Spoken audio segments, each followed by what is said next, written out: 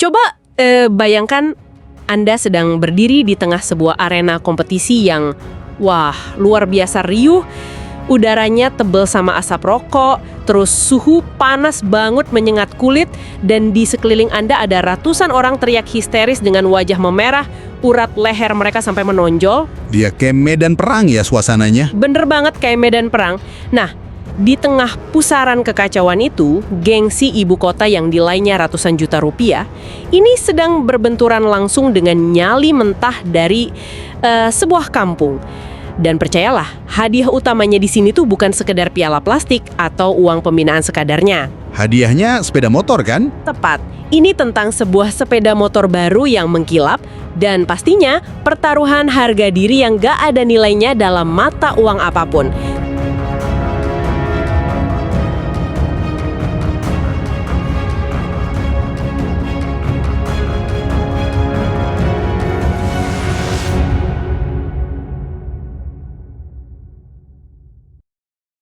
Fokus kita hari ini tertuju pada sebuah ajang prestisius, yaitu Piala Dunia Kacer Lampung 2026 yang digelar di Jasmine Arena. Misi kita jelas, membongkar drama epik saat Kacer ibu kota bergelar raja klasemen, dipermalukan oleh burung tanpa nama dari daerah, terus bagaimana juri jadi kambing hitam asal, dan gimana ulasan ekstrim di media sosial membelah komunitas ini jadi dua kubu yang saling serang. Akan memekahkan telinga dan bulu burung yang berterbangan di Jasmine Arena itu, sebenarnya ada studi kasus psikologis yang brilian banget. Oh ya, menarik nih. Iya, karena kejadian ini tuh cerminan langsung tentang anatomi bias manusia. Bagaimana subjektivitas penilaian itu bekerja, atau justru gagal bekerja di bawah tekanan ekstrim. Terus, apa yang terjadi sama rasionalitas kita kalau dihadapkan pada kompetisi dengan resiko kehilangan status sosial yang jauh lebih menakutkan daripada sekedar kalah tanding? Wow, masuk akal sih. Tapi sebelum kita bahas detail kekacauan di lapangan, Anda yang mendengarkan ini harus tahu dulu siapa pemain utamanya dan seberapa besar pertaruhannya. Nah, mari kita bedah dokumen klasemen sementara kacer terbaik tahun 2026. Di urutan paling atas, peringkat 1, ada nama yang sangat dihormati. Dewa Serayu kan? Betul, kacer ibu kota Dewa Serayu milik Calvin J dari tim Indah Jaya Gold Bekasi. Burung ini duduk nyaman di puncak klasemen dengan 3 poin mutlak. Di daftar itu juga ada raksasa lain kayak Rambu, Super Z, dan Pangeran Muda. Angka 3 poin ini kedengarannya kecil ya, tapi tunggu dulu, mari kita lihat aturannya. Nah, aturan klasemen di turnamen ini tuh mendefinisikan kasta yang ketat banget. 1 poin itu nggak bisa didapat cuma dengan menang lomba lokal biasa. 1 poin baru sah kalau burung itu memenangkan hadiah utama yang minimal berupa sepeda motor. Wah, berarti kalau Dewa Serayu punya 3 poin? Iya, itu bukti empiris kalau burung ini udah menaklukkan setidaknya 3 kejuaraan elit dan bawa pulang 3 kendaraan bermotor. Ini ngasih kita gambaran betapa eksklusifnya kelas Dewa Serayu ini. Tiket 565.000 berhadiah motor di Piala Dunia Kacer 2026 ini bukan main-main.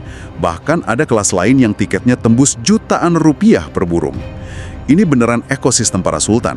Gila ya, tiket 565.000 untuk 1 burung berkicau. Oke, mari kita bedah ini.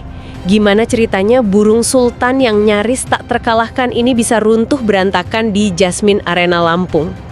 Dan siapa coba yang berani menghancurkannya?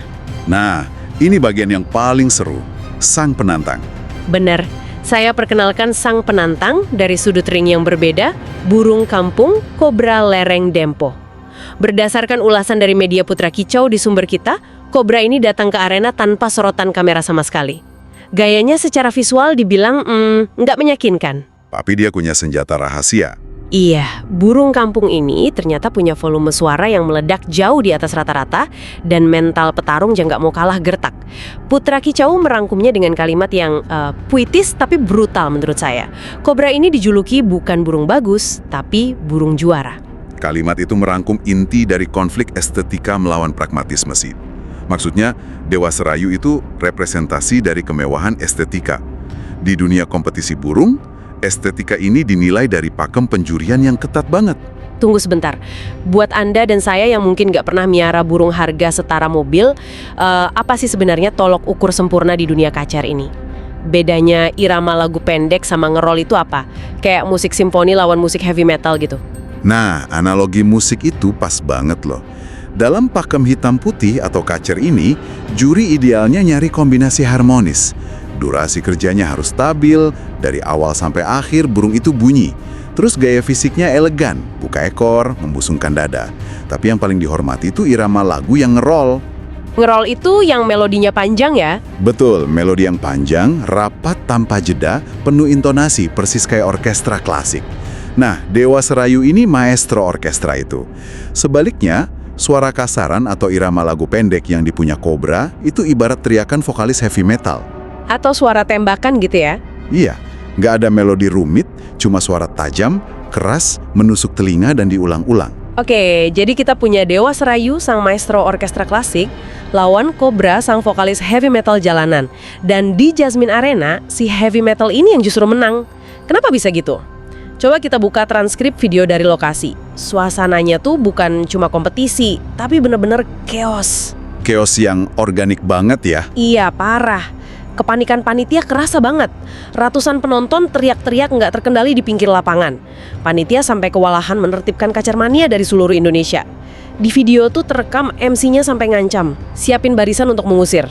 Wah, itu berarti situasinya udah di luar kendali. Bener, penonton diancam dikeluarin paksa biar juri bisa fokus. Dan biar nggak ada peserta yang ngutip kata panitia nih, nangis kalau kalah. Nah, ancaman dari panitia itu indikator nyata krisis di lapangan. Saya jadi mikir nih, kalau saya jadi juri, berdiri di tengah arena, diapit ratusan orang teriak marah, telinga saya pasti otomatis nutup kan?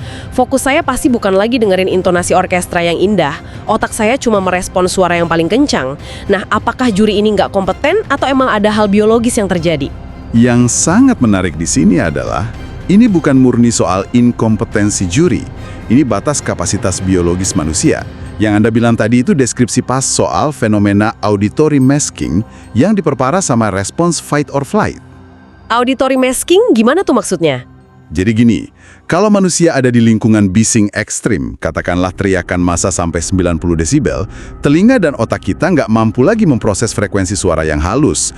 Harmoni orkestra burung kayak Dewa Serayu itu benar-benar tertelan sama kebisingan penonton. Jadi melodi indah itu menguap gitu aja sebelum sampai telinga juri? Tanpa sisa. Terus, ditambah stres diintimidasi penonton, amigdala otak juri menyala. Fokus kognitif menyempit. Otak cuma nyari sinyal paling gampang ditangkap buat cepet-cepet ambil keputusan. Ah, pantesan. Iya. Kita lihat analisis dari Benny Charles di data kita. Dia nyatet, di tengah lautan orang teriak, burung dengan suara kasaran dan volume kencang kayak Cobra bakal mendominasi absolut. Suara tembakan Cobra itu nembus kebisingan massa. Jadi satu-satunya yang ditangkap sensor otak juri yang lagi bingung. Pakar di Burung Kicau TV juga bilang gitu kan, juri itu rentan human error. Awalnya mungkin juri terhipnotis sama nama besar Dewa Serayu, tapi pas lapangan jadi medan perang suara, volume telan mentah-mentah irama lagu. Betul banget, suara tajam ngalahin melodi ngerol. Di titik buta kognitif inilah, burung kampung si Cobra berhasil curi poin maksimal. Dan pas bendera kemenangan ditancapkan, boom, juri jadi kambing hitam massal. Penonton di luar pagar yang punya sudut dengar beda, ngelihat jagoan elit mereka kalah sama burung yang gayanya biasa aja. Iya, karena posisi fisik juri di tengah dan penonton di pinggir itu nyiptain dua realitas audio yang beda sama sekali. Disinilah bagian yang benar-benar menarik. Kekalahan kacer ibu kota Dewa Serayu ini nggak berhenti di lapangan doang, ini memicu ledakan di media sosial. Ulasannya ekstrim banget dan jadi senjata narasi.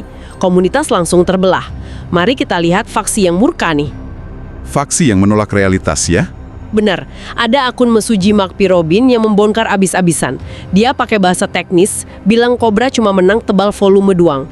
Durasi kerja di bawah standar, irama pendek, show kaku, dan banyak jeda yang nunjukin staminanya jelek. Tam putih, dia bahkan nantang Cobra pembuktian di Viking Arena. Di tempat lain ada yang nyebut Cobra cuma modal senjata ketapel peluru receh.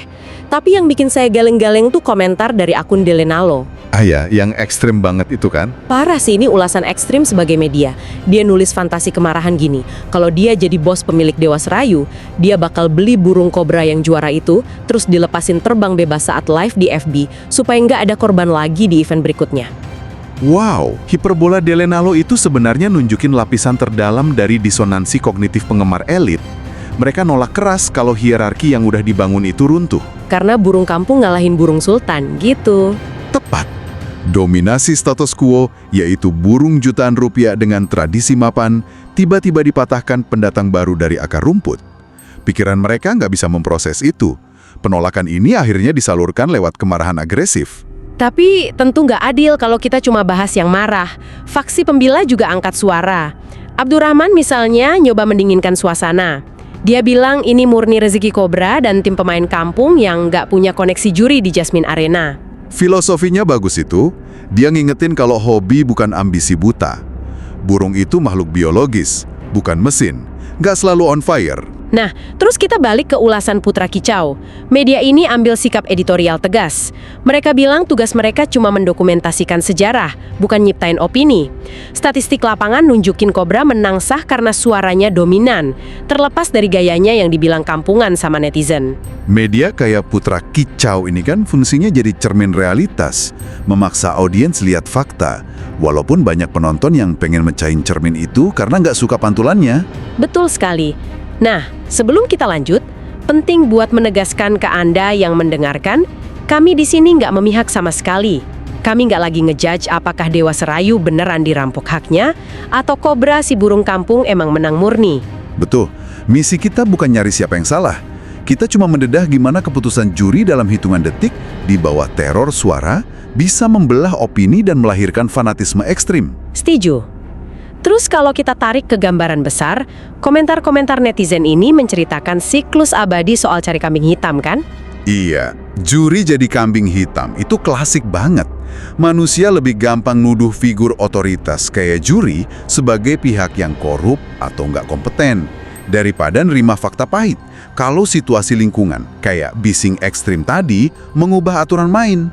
Juri diserang personal, padahal akar masalahnya ada di sistem turnamennya. Nah, bicara soal sistem, bukankah ini harusnya tanggung jawab EO alias event organizer? Kenapa penonton nggak nuntut perbaikan ke panitia? Kenapa juri yang cuma bertugas di bawah tekanan yang terus diserang? Karena menyerang sistem itu butuh mikir analitis, sedangkan nyerang individu itu cuma butuh pelampiasan emosi. Alih-alih perang narasi di medsos, harusnya energi komunitas dipakai buat nuntut EO bikin pakem yang dinamis dan transparan. Dinamis gimana maksudnya? Misalnya kalau lapangan tiba-tiba bising nggak terkendali karena penonton, algoritma jurinya jelas. Apa bobot volume otomatis naik jadi 70%, terus irama lagu turun 30%. Ketidakjelasan hukum di lapangan ini yang jadi ruang kosong yang gampang diisi sama emosi, fitnah, dan amarah. Jadi, apa intisari dari semua ini untuk Anda? Setelah kita bedah klasemen seharga motor, chaos di Jasmine Arena, sampai ulasan ekstrim mau ngelepas burung juara ke alam liar, ini semua tuh melampaui urusan burung kacer berkicau. Benar, ini mikrokosmos dari kehidupan kita sendiri. Iya, ini soal gimana manusia bereaksi pas ekspektasinya hancur. Ini nunjukin gimana kekacauan merusak objektivitas, dan betapa cepatnya kita nyari kambing hitam pas realitas nggak sesuai ego kita.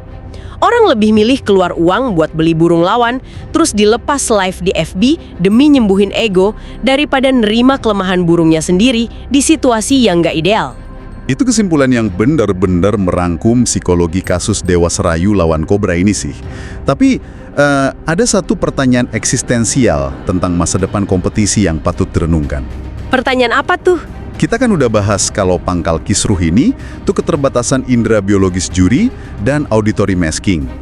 Nah, bayangkan di masa depan yang dekat, kita pakai teknologi, CCTV resolusi tinggi, directional mic di setiap sangkar, dan AI pendeteksi gelombang suara buat jadi juri. Akurasinya 100%. Wah, mesin dong yang nilai. Betul, mesin ini nggak punya amigdala yang bisa diintimidasi penonton, nggak punya bias reputasi buat Dewa Serayu, dan bebas human error. Pengadilan yang mutlak, dingin, dan matematis. Kalau gitu diterapkan, perdebatan netizen malam itu langsung hilang dong. Nggak ada debat Flumbe lawan lagu karena grafiknya udah ada real time. Pasti hilang. Tapi efisiensi absolut itu bawa kita ke pertanyaan filosofis. Kalau kontes ini dinilai sepenuhnya oleh silikon tanpa emosi, Nggak ada lagi debat soal keindahan, nggak ada lagi faksi-faksi manusia yang berapi-api. Apakah Piala Dunia Kacer bakal kehilangan nyawanya? Wah, Akankah kita kehilangan narasi dramatis, kejutan luar biasa dari sang underdog dari kampung yang numbangin raksasa elit ibu kota? Bukankah gairah komunal yang berisik dan penuh cacat inilah yang justru bikin hobi ini dicintai ribuan orang? itu ironi yang gila sih. Sangat puitis dan mengganggu. Kita terus-terusan marah soal human error dan nyalahin juri, tapi mungkin ketidaksempurnaan itulah bahan bakar utama yang bikin arena tetap hidup dan berdenyut. Sangat mungkin. Terima kasih banyak untuk Anda yang sudah ikut menyelam dalam penelusuran kali ini, membedah drama dari ibu kota hingga nyali di lereng gunung. Kami tinggalkan pertanyaan dari ahli kita tadi untuk Anda renungkan, sembari ngebayangin lagi riuhnya Jasmine Arena, tempat gengsi elit dan nyali jalanan beradu tanpa kompromi. Sampai jumpa di penelusuran materi kita berikutnya.